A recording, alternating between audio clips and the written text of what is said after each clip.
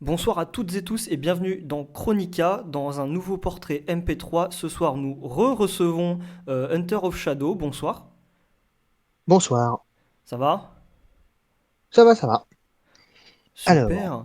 Donc tu étais venu la dernière fois pour nous parler du coup de ton univers littéraire, de tes romans fantasy, etc. Du coup, ce soir, pourquoi tu reviens? eh bien, je suis revenu pour parler des fanfictions. La première fois, j'ai abordé surtout mes œuvres originales, donc mes œuvres qui sont de mon propre cru et de mon propre univers. Là, je vais aborder surtout une histoire et d'autres petites histoires à côté qui viennent d'univers qui ne m'appartiennent pas et qui ont donc été écrits par d'autres personnes. D'accord, ok, super. Est-ce que tu peux juste rappeler, vite fait pour ceux qui connaissent pas, le principe des fanfictions, même si globalement tout le monde connaît? Alors oui, tout le monde ne connaît pas forcément, mais la fanfiction, c'est un récit s'inscrivant dans un univers fictif, plus ou moins connu, créé par une autre personne que l'auteur de la dite fiction. Ce récit ne s'écrit pas à but commercial, je répète, je précise, hein. On respecte les réglementations de droit d'auteur. Sur certains sites de publication, il faut bien penser à le préciser d'ailleurs. Alors, de ce fait, ce récit a un statut très particulier, car certes, vous ne pouvez pas l'exploiter pour des biens commerciaux, sauf si l'auteur vous donne ou les créateurs vous donnent l'autorisation, hein, ce qui peut arriver. Mais dans tous les cas, l'auteur ne peut pas non plus vous prendre votre fiction et la mettre cage dans son univers sans avoir votre autorisation, parce que c'est vous qui avez fait, disons-le, 50% du travail en écrivant le scénar. Voilà, c'est ça, la fanfiction. Ok, d'accord. Merci Rien. pour les précisions. Du coup, de quelle fanfiction tu veux nous parler? Est-ce que d'abord, tu commences par lesquelles? Est-ce que toi déjà t'en as à présenter de ta propre création ou est-ce que tu veux commencer Alors, j'en ai par une les de ma autres? propre création, si je peux me permettre. J'en ai une de ma propre création. Vas-y. Deux, en fait, mais j'en ai fait. Alors, en fait, j'en fais tout le temps des fanfictions dans ma tête, mais là, je vais en présenter qu'une seule, parce que c'est celle sur laquelle je travaille le plus sérieusement. Donc, cette fanfiction euh, se passe dans l'univers de Freak Squill, si vous ne connaissez pas. C'est de Florent Maudou, c'est un BDiste français, c'est un auteur de BD français, et cet univers, en fait, c'est un univers un peu à la X-Men et à la Marvel, mais français, purement français. Donc Freak Squill, donc c'est F. Je vais t'envoyer Paul pour que tu puisses le mettre dans la description.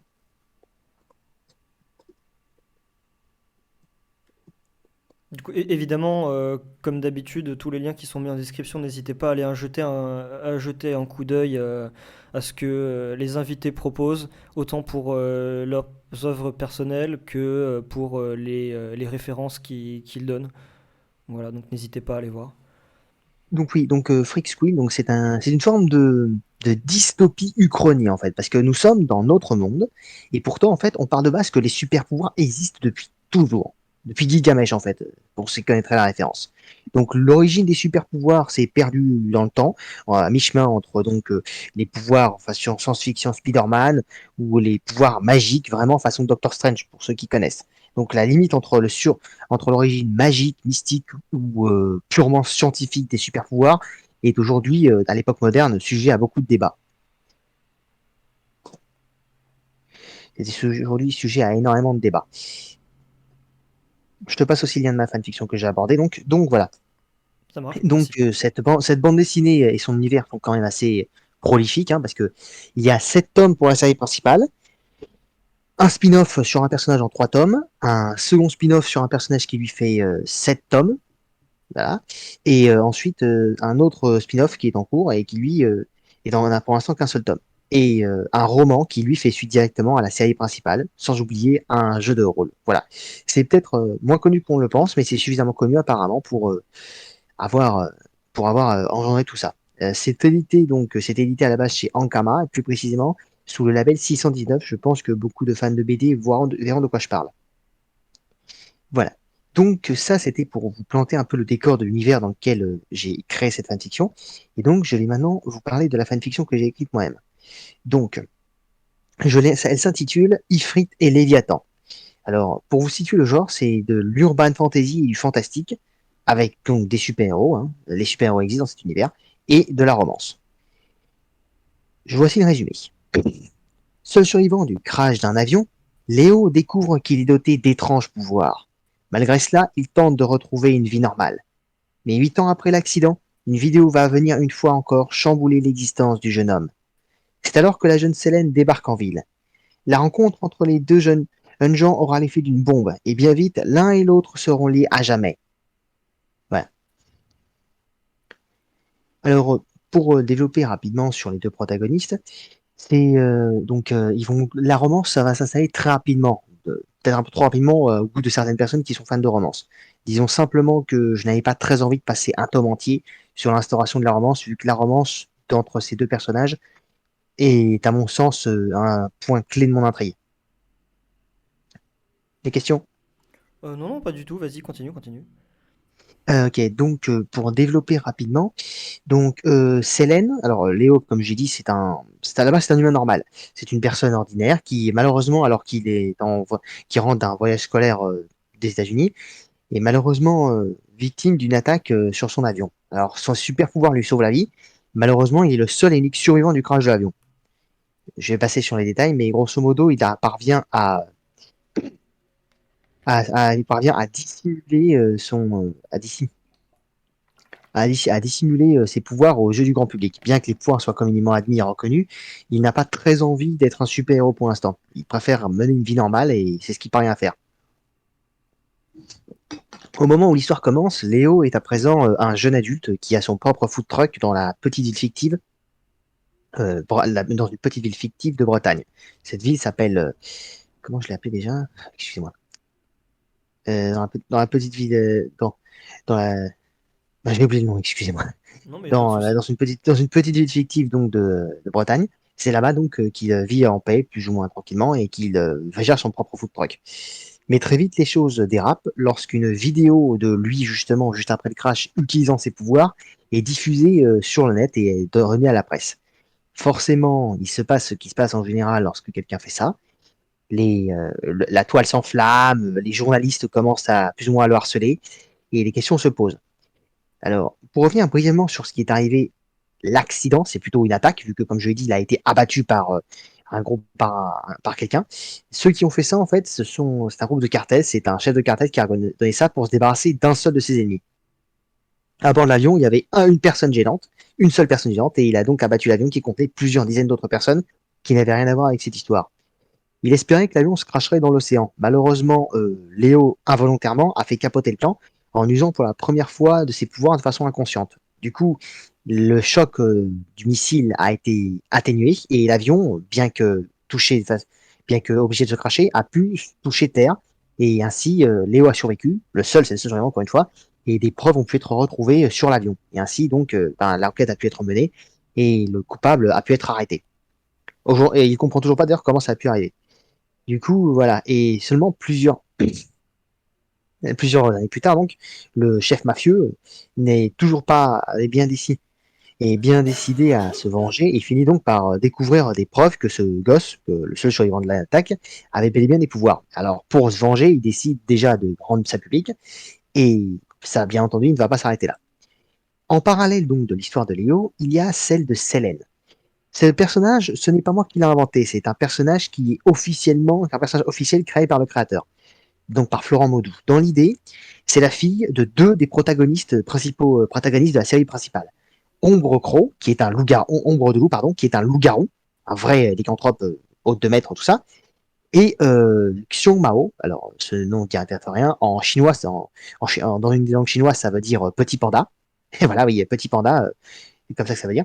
Et l'autre, en fait, et donc elle, c'est certes une super-héroïne, mais c'est aussi l'héritière et à présent la leader des triades. Littéralement, je pense que vous savez ce que ça veut dire, mais dans l'univers de Florent Maudou, c'est littéralement la chef de toutes les mafias d'Extrême-Orient. Donc les Yakuza, les Coréens, tout ça là, c'est elle qui en est la boss. Voilà. Alors voilà, ce sont des donc en fait ces héros que dans Freaks Will, les personnages de la série principale, c'est carrément en fait des anti-héros. Et voilà. Je vous renvoie vers la bande dessinée qui est de très bonne qualité hein, si vous voulez en savoir plus. Mais c'est ça l'idée. Et du coup, Selene, c'est et Ombre de Loup, lui, qui est certes un loup-garou, mais c'est aussi devenu le leader de toute une communauté de métamorphes et de thérianthropes comme lui. Donc en somme, de personnes dotés de pouvoirs zoomorphiques. Et donc, il est devenu le chef de de cette gigantesque meute, si on veut. Et du coup, ces deux-là sont un peu un roi et une reine des temps modernes, si vous voulez. Et du coup, Célène, c'est un peu c'est l'héritière de ces deux puissants, de ces deux grandes puissances. Voilà. Donc, Célène s'intéresse un peu d'assez près à cette histoire, en raison d'un lien particulier qui unit les deux des professeurs, deux des mentors de Léo à ses parents. Et du coup, elle va s'intéresser à ça, et un événement un peu surnaturel va, disons, la relier à Léo, et elle va vouloir en savoir plus. Et de fil en aiguille, ces deux-là vont se rapprocher pour finalement tomber amoureux. Seulement, si vous avez bien écouté ce que je vous ai dit, vous devez vous douter que ben, un mec du peuple comme Léo ne sera pas forcément très bien accueilli dans deux énormes organisations comme celle dont je vous ai parlé. Donc forcément, lorsque la relation va être connue, ça va, disons-le, faire un jaser. Et il va y avoir, disons, une sorte de lutte de pouvoir. Voilà. Donc, comme je l'ai dit, ça va pas être de tout repos. Donc, il y aura moins de combats que dans mes autres histoires, parce que là, j'essaie de me centrer un peu plus sur la relation avec les personnages. Mais il y en aura tout de même, hein. Donc, Léo va devoir faire face déjà à l'hostilité de certains membres de ses communautés, et notamment aussi à la méfiance d'autres personnes, tout en se dépatouillant des problèmes que ce chef mafieux tente de lui faire tomber dessus. Voilà. Et Célène, elle, devra, disons, conjuguer avec son énorme héritage et avec ses émotions et sa relation avec Léo, et, et notamment avec la présence étouffante des sbires de ses parents. Voilà. Et j'aime beaucoup, alors je prends beaucoup plaisir à écrire cette histoire. Mais je vais passer parole à Paul, parce que ça fait un petit moment que je parle là. Tu as des questions, le Paul? Non, non, mais écoute, je t'écoute, je t'écoute. Après, juste après quelques petites remarques vis-à-vis de l'histoire, parce qu'après, effectivement, on peut penser qu'après le crash de cet avion, peut-être se dire que on pourrait, que les médias, tout ça, auraient pu le prendre lui il aurait pu être pris pour seul responsable justement de ce crash, quoi. Sachant qu'on découvre qu'il a des pouvoirs, même si c'est plus ou moins admis par la société, seul survivant, etc., qui a des pouvoirs lors d'un crash, on se dit que ça peut être de sa faute. Donc après, il y a aussi... Ah, c'est ça, c'est ce que je dis, mais ces pouvoirs ne sont dévoilés que 8 ans plus tard, en fait. Oui, c'est vrai, Pourtant, c'est vrai. Du coup, c'est ah, c'est majoritairement des anti-héros, comme tu as dit, où en fait on suit, c'est des héros, mais en même temps ils sont du côté obscur, entre alors, guillemets, ils sont du côté ben, des mafieux. disons qu'ils sont issus de milieux qui sont pas spécialement favorables à ce genre de carrière. Parce que, disons-le clairement, l'endroit d'où vient Lou, alors Ombre de Lou, à la base, c'est un soldat, c'est un vrai soldat, hein, qui a ensuite rejoint donc une communauté, la communauté Terranthrope et des loups-garous, qui n'est pas une communauté qu'on peut dire extrêmement pacifique. C'est une communauté avec des codes primitifs et très violents, et donc du coup, cette violence peut, disons, effectivement faire de lui un anti-héros. Et surtout, les monstres, enfin l'aspect loup-garou, ce genre de personnes ne sont pas très bien appréciées. Il y a encore une image iconographique assez malsaine qui colle à la peau de Ombre. Ensuite, Pong Chong Mao, comme je te l'ai dit, elle est issue elle est carrément d'une famille de mafieux et du crime organisé. Ça aide pas beaucoup. Non, effectivement. Mais là, tout était Effectivement. le but.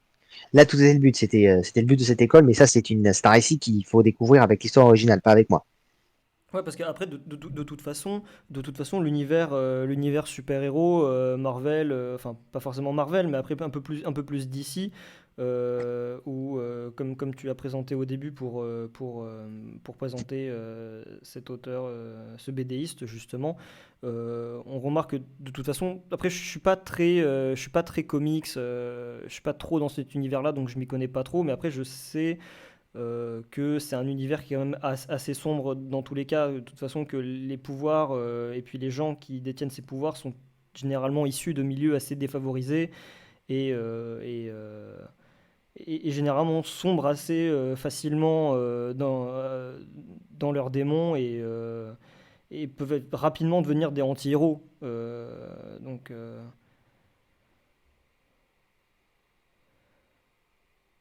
Certes. Donc voilà, après, moi, effectivement, comme tu peux le voir, je ne m'y connais pas trop dans cet univers-là, et encore moins en fanfiction.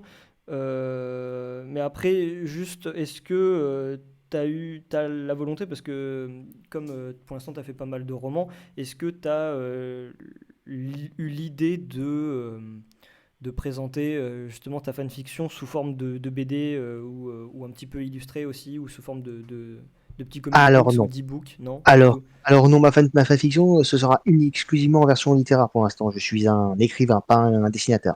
Oui, non, Tout est mais donc, c'est vrai. je t'ai passé le lien, donc tout est disponible sur j'ai préféré la mettre sur une plateforme spécialisée pour ça, parce que sur les autres plateformes, elle ne rencontrait pas un franc succès, donc j'ai préféré la concentrer sur les plateformes spécialisées dans les fanfictions. Ça rencontre plus de succès, on va dire. Donc oui, alors ce qui me désole un petit peu, c'est que l'univers Trek Squid n'est pas extrêmement connu. Enfin, il a visiblement eu une communauté suffisamment solide pour se permettre de faire tous ces spin-offs, parce que voilà quoi, faire un spin-off en une trilogie, puis un spin-off sur un autre personnage faisant 7 tomes sans avoir de problème, je pense que ça aurait pas été possible avec le système français s'il n'avait pas eu suffisamment de succès. Hmm. Disons-le. Mais voilà, mais cet D'accord. univers est extrêmement riche avec plein d'idées. On le voit surtout en fait en lisant, en voyant le jeu de rôle, qui est assez particulier dans son système. Et voilà, dans le jeu de rôle, tu as tout un bouquin qui raconte l'histoire. Tu vois à quel point en fait il a bien construit son histoire, à quel point le building a été censé. C'est assez impressionnant. Et donc, pour revenir brièvement sur ah, j'ai oublié une partie. Merde, attends une seconde. Pas de souci. Euh,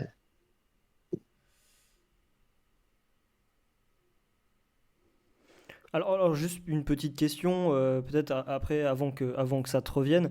Est-ce que tu peux me rappeler son nom au BDiste? Je suis vraiment nul pour me souvenir des non, prénoms. Florent Maudou. Attends, je vais t'écrire. Ok, Florent Maudou. Ok, ça marche. Est-ce que Florent Maudou a déjà bossé, par exemple, avec le MCU ou le DC, etc. Est-ce qu'il a déjà participé Ah non, c'est un. à ce grand univers-là, ou est-ce qu'il a son propre univers et il bosse dans Ah son non, coin? non, non, non, c'est un propre univers, c'est un français pur et dur, hein, c'est un univers purement français. Ok, Oui, ce que je voulais dire, c'est que surtout la première série Freak Squid, donc, c'est une série qui est assez qui parle beaucoup surtout de la lutte étudiante en fait, car l'un des enjeux malheureusement, car en fait la Freak Squid, la première série est basée est centrée sur les aventures donc des deux personnages dont je t'ai parlé et d'autres personnages au sein d'une académie, oui, enfin d'une université, car il y a ça, il y a des écoles de héros, des universités surtout de héros. Et c'est la FEAH, c'est là en fait c'est là où vont se dérouler les aventures. Et malheureusement, l'un des enjeux de la fin de la série, c'est que quelqu'un veut grosso modo faire fermer, plutôt faire disparaître plusieurs écoles de héros, notamment la FEAH, via un projet de loi. Je n'en dirai pas plus, mais l'une des luttes, c'est justement de faire reconnaître leurs droits et de s'assurer que, ben, parce que mine de rien, si l'école est fermée, ils vont devoir tout recommencer à zéro et abandonner leurs études. Ce qui, voilà, ça se rapproche de la lutte étudiante et de la lutte pour les droits, des droits. Donc, en ça, disons que ça a su conserver une identité française. Voilà. Donc, certes, quand tu lis le bouquin du jeu de rôle qui te raconte l'histoire du monde et qui te parle des autres académies de héros, tu vois clairement qu'il y a des bonnes grosses références pour Harry Potter, tu as des références à Harry Potter, tu as une école anglaise, mais basée sur le secondaire, qui entraîne à la magie, très difficile de pas y voir la référence, et un institut X, je pense que tu vois de quoi je parle, c'est oui. américain, qui lui est une grosse référence encore une fois aux X-Men. Voilà. Et sinon, voilà. Et aussi, petite précision qui vous fera peut-être plaisir, mais là, dans cet univers, il y a ce qu'on appelle la loi de David. David comme le héros biblique. Tu vois de qui je parle ou tu vois pas de qui Oui, je oui, parle?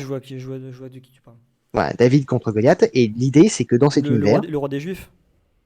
c'est ça, le roi des Juifs, celui qui Ok. a battu Goliath pierre dans le crâne. Dans l'idée, ce qui se passe avec l'univers dans cet univers-là, avec cette loi, c'est que plus tu opprimes un peuple ou une communauté, plus tu vas augmenter statistiquement, de façon exponentielle, les chances de voir des personnes dotées de pouvoirs surpuissants au sein de cette communauté. Du coup, si tu appliques cette loi à notre monde, tel qu'il est, ben forcément, le colonialisme et les conquêtes n'ont jamais pu avoir lieu. Du genre, par exemple, la colonisation de l'Afrique, ça n'a jamais eu lieu.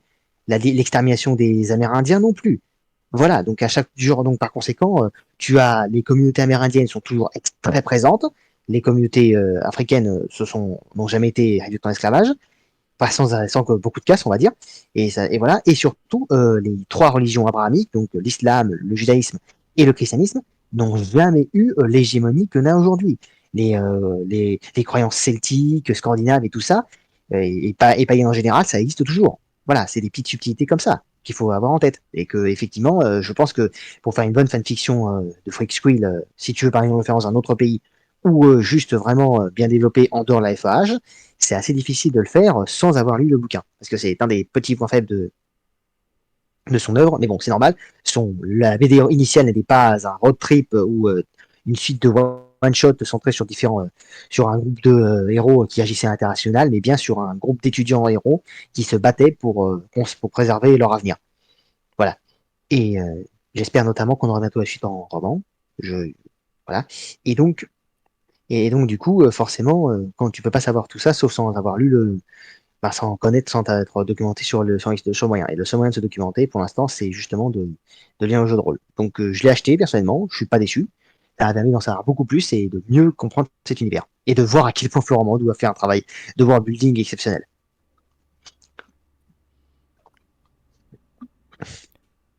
Ok, d'accord. Alors, juste, où est-ce que son jeu de rôle est disponible?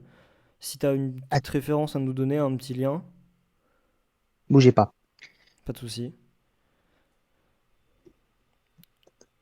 Donc en gros, c'est plein de petits indices cachés comme ça sur l'état de la société, comment ça s'appelle? Sur, au fond,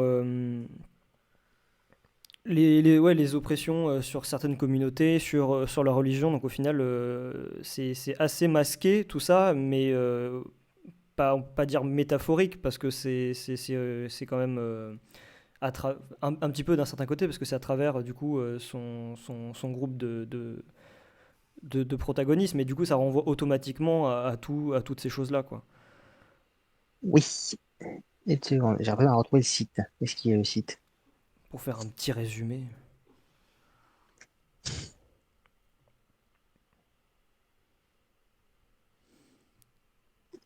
Alors, est-ce que, en attendant que tu retrouves le site, vu que tout à l'heure tu nous as dit que tu voulais aborder plusieurs fanfictions, est-ce que tu as d'autres titres à nous donner pour nous présenter ce que tu vas aborder ensuite? Alors, là, tout de suite, j'en ai bien une en tête. Ah, mais où est-ce qu'il est, mon sang?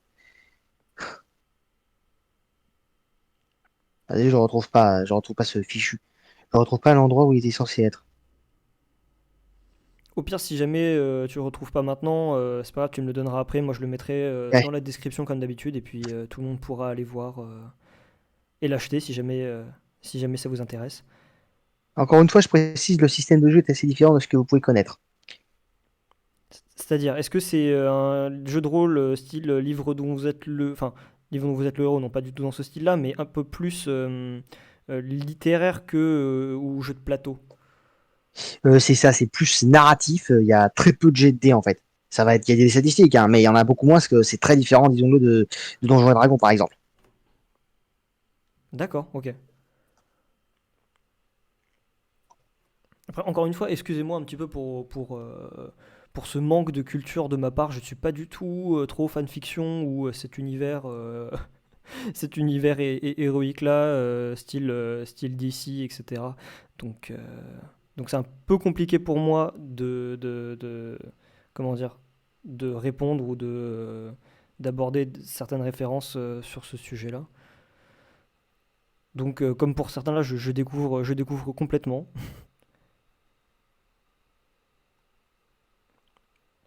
Après, où est-ce que tu as principalement découvert les fanfictions?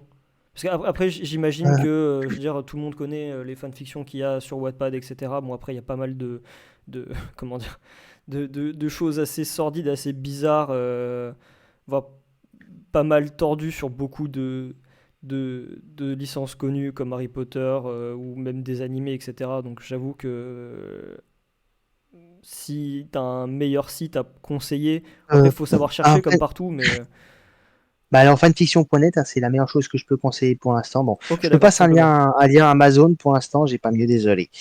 J'arrive pas. Sinon allez jeter un coup d'œil sur le site d'Ankama qui est la meilleure référence pour l'instant. Mais voilà. Dans l'idée, donc oui, alors les fanfictions, la façon dont je l'ai découvert, c'est surtout avec Wattpad en traînant sur des plateformes donc d'écriture en ligne.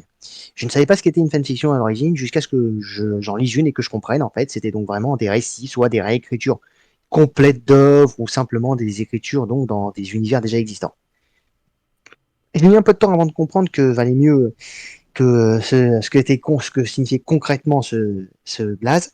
Et tant que j'y pense, donc je vais te passer notamment une fanfiction de l'univers de Warhammer que j'aime beaucoup et avec qui et que j'ai découverte avec par un bon ami.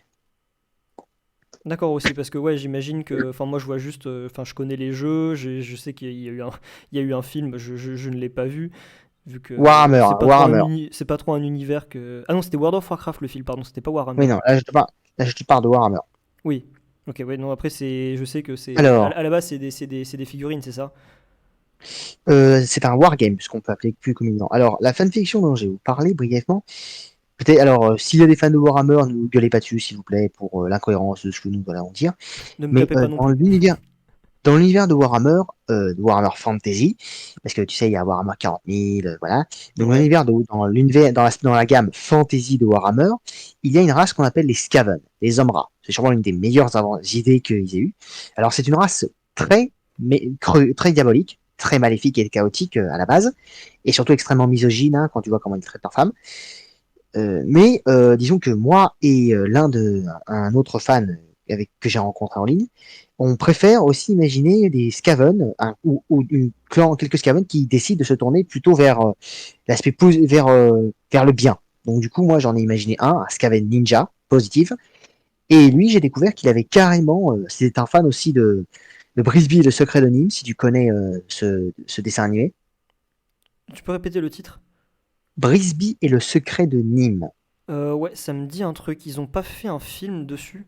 Si, c'est un film d'animation par Don Bluth qui, grosso modo, raconte l'histoire de souris ayant subi des expérimentations en laboratoire, ce qui les a rendus exceptionnellement intelligents, Ah, capables moi de j'ai comprendre un les trucs. film, pas d'animation, mais un film, avec le secret de Nîmes, je sais plus. C'est un truc qui est assez vieux, qui date des débuts des années 2000, mais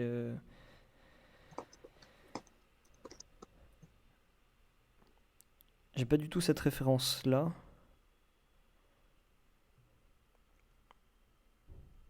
Après, si justement, si t'as des liens Wattpad, etc., pour des bonnes fanfictions, n'hésite pas à les mettre en avant, parce que généralement, ce que Wattpad met en avant, c'est, bah, comme je te disais tout à l'heure, toutes les love stories, Ouais, etc., ou des crossovers entre différentes grosses licences. ouais, bon.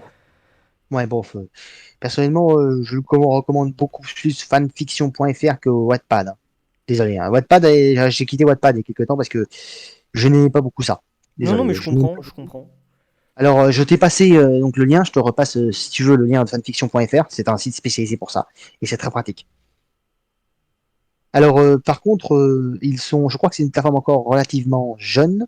Du coup, il y a certains univers qui n'ont pas encore été implémentés. C'était le cas notamment pour Freak hein. Donc, il faut aller sur le forum et faire une demande de création pour qu'ils créent votre. Mais ça se fait rapidement. Ils font ça assez rapidement et après, hop, vous pouvez mettre votre fanfiction.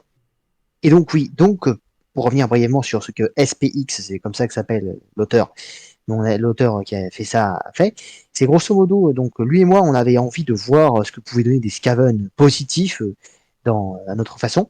Et lui, il a carrément écrit donc deux tomes, quasiment s'il en est encore en deuxième, qui font respectivement, je vais vous dire combien fait le premier. Alors, c'est vraiment quasiment deux romans complets ce qu'il a écrit, hein. Alors, l'enfant du racornu. Alors, le premier, l'enfant du racornu, fait 42 chapitres de quasiment 10 000 mots chacun. Voilà, quoi. Et le deuxième, il est encore plus long, il est déjà à 60 chapitres et il n'a pas encore terminé. Ah oui, Voilà. d'accord. Donc l'enfant. Oui, donc là, ça se centre sur l'histoire donc d'un Skaven et pas n'importe lequel. C'est un prophète gris. Dans l'idée, c'est sûrement les Skaven les plus importants dans la société. C'est les Skaven au pelage blanc avec des cornes qui sont les sorciers. Voilà. C'est les chefs spirituels et politiques du monde du peuple des Skaven. Et donc, en fait, il va nous montrer à travers cette histoire, en fait, qui non seulement que Psoli, c'est comme ça qu'il s'appelle, ce personnage, et malheureusement, va malheureusement devoir s'éloigner du chemin chaotique de son peuple pour devenir ben, avoir à se voir un destin incroyable et surtout suivre une voie beaucoup plus positive que ce qu'on pouvait s'y attendre.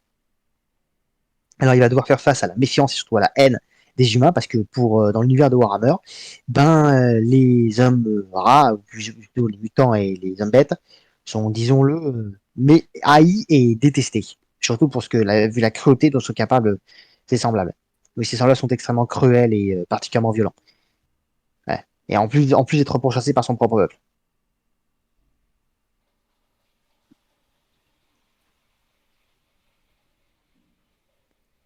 Voilà. D'accord, d'accord. Mais excuse-moi, après, genre, je suis en train de, de réfléchir à tout ça. Après, du coup, c'est Skaven, ces hommes après, pour la fanfiction, c'est un peu d'essayer de renverser un peu, du coup, la donne, d'avoir une autre Ah, approche. Après, bah oui. après qu'est-ce qui fait que, justement, bon, après, j'imagine que faut pas spoiler, mais qu'est-ce qui fait que ce Skaven est différent des autres Alors, bon, pour vous faire simple, pour vous faire court, il a un lien privilégié avec le rat cornu, le dieu donc des hommes rats, et il estime il estime que que l'interprétation de la volonté de ce dieu, de leur dieu, qu'en font la majorité des Skaven est erronée et biaisée. Du coup, il va décider de suivre ses propres interprétations et il va carrément avoir droit à des visions du passé et du futur qui vont l'amener à suivre donc une voie radicalement différente et notamment à remettre en question beaucoup de choses, un peu trop de choses d'ailleurs au goût de son maître, qui va essayer de le tuer. Voilà. Et donc le deuxième tome, lui, raconte effectivement la suite de ses aventures. Mais D'accord. accrochez-vous parce que c'est vraiment deux romans complets que vous allez lire. Hein. C'est vraiment très long. Ok. Parce qu'après, au début, tu disais que Warhammer, bon, c'est quoi, c'est un wargame, c'est ça? Alors c'est un wargame qui a ensuite donné lieu à des romans, à un JDR, et voilà, il y a aussi, voilà, donc c'est un truc assez conséquent, et donc c'est de la dark fantasy, de la dark et de la high fantasy. Donc voilà. Et comme je l'ai dit, les Skaven, c'est vraiment sûrement l'une des factions les plus mauvaises. C'est la race, enfin c'est la race même la plus intrinsèquement mauvaise selon donc Warhammer. Mais je vous avoue que je t'avoue que ça me faisait un peu grincer les dents de voir qu'il y avait que des méchants au sein des Skaven. Alors j'en ai eu un peu marre. Ouais, c'est genre Donc, tout le... c'était un peu chiant. C'est comme quand t'essayais avec tes romans à toi un petit peu d'essayer aussi de casser les codes vis-à-vis des héros et des héroïnes aussi vis-à-vis juste tout simplement de leurs armements, ce genre de choses là. c'est à peu près ça en fait. Là en l'occurrence, c'est là-dessus que SPX et moi on s'est rejoints. D'accord, ouais, c'est juste vous en aviez un peu marre à chaque fois un peu des codes de lecture un peu préétablis et juste essayer un petit peu de changer la donne pour voir autre chose, parce qu'après, c'est vrai que dans la majorité des fictions, bon, toujours, il y a toujours des antagonistes, etc. Ça arrive qu'à quelques fois, bon, j'ai pas spécialement d'exemple, mais après, si vous, de votre côté, et si toi de ton côté, tu as des exemples, c'est toujours un antagoniste ou une partie des antagonistes. Bon, c'est pas non plus. Je vais donner un exemple, c'est pas non plus le meilleur exemple du monde, mais par exemple dans Star Wars 7, d'avoir le fait d'avoir un Stormtrooper qui se retrouve du côté de la rébellion, etc.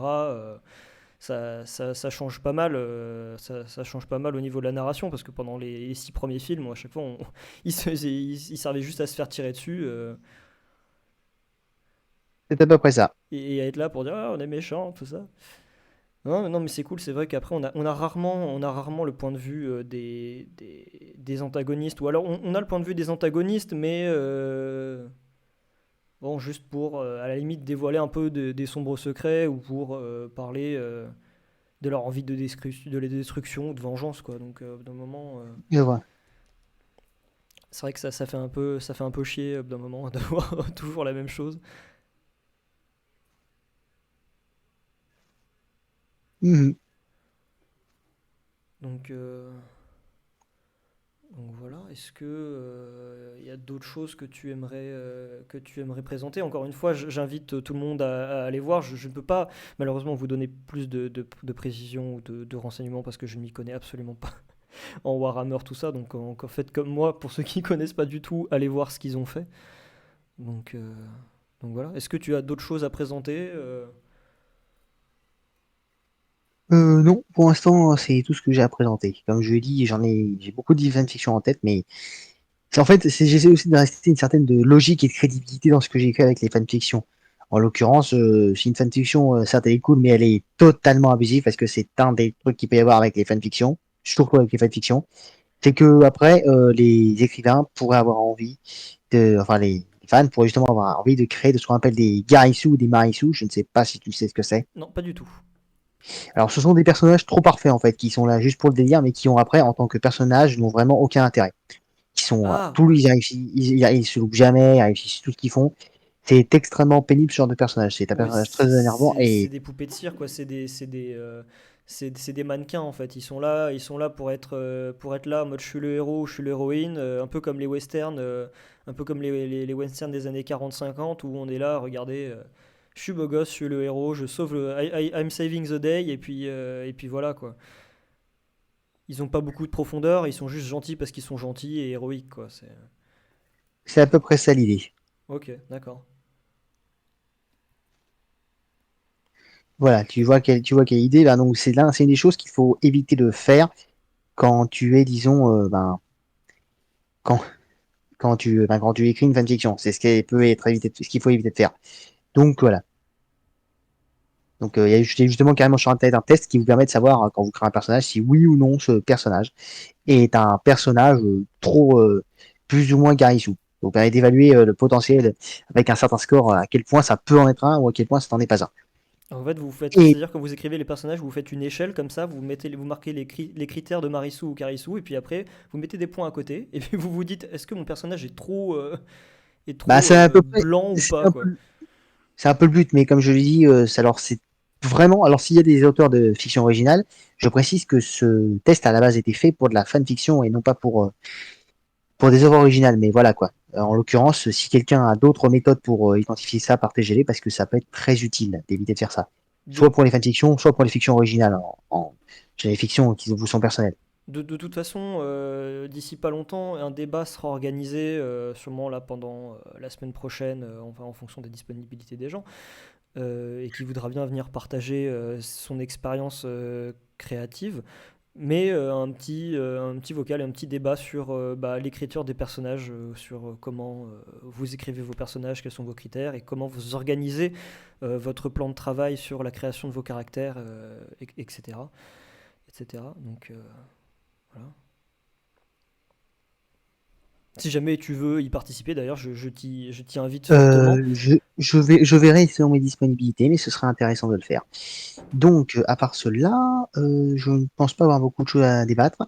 Je pense qu'on pourra potentiellement faire une autre interview, mais sur un sujet plus sérieux, à savoir potentiellement l'érotisme dans la littérature et quand on écrit, parce que je pense que peut-être certaines personnes auront envie d'en parler. C'est un sujet que j'aimerais aborder, mais le faire ce soir serait un peu exagéré, vu que ça fait presque 1 heure qu'on discute. Je vais encore te faire l'une des vidéos les plus longues de ta chaîne, si ça continue. Non, la plus longue, c'est celle d'Oncle Sam, elle dure plus d'une heure. Ah, ouais, d'accord. Et il t'a dépassé de 10 minutes. Ah, Donc bon, bah, je pense la que je... prochaine fois, tu as un record à battre. D'accord, bon, on verra bien. Bon, moi, sur ce, je vous souhaite une bonne soirée tout le monde, à toi aussi, Paul. Merci Merci encore de beaucoup. m'avoir permis de discuter. Il n'y a Et pas de donc, souci. si vous avez des questions sur les fanfictions ou autre chose, posez-les-moi. Et surtout, n'hésitez pas à aller jeter un coup d'œil à donc, ma fanfiction parce que j'aimerais bien avoir un peu plus de retour là-dessus. Et surtout, n'hésitez pas, lisez Freak Squill, qui est un bijou de la BD française. Et bah, de toute façon, tous les liens seront en description. N'hésitez surtout pas à aller voir ça. Et puis, merci beaucoup à toi. À plus pour une autre interview avec toi. On va ouvrir une émission à la Grande Librairie, en fait, juste avec toi. Ah, d'accord. Salut! Salut, à plus pour un À nouveau plus. portrait MP3. À plus. Merci.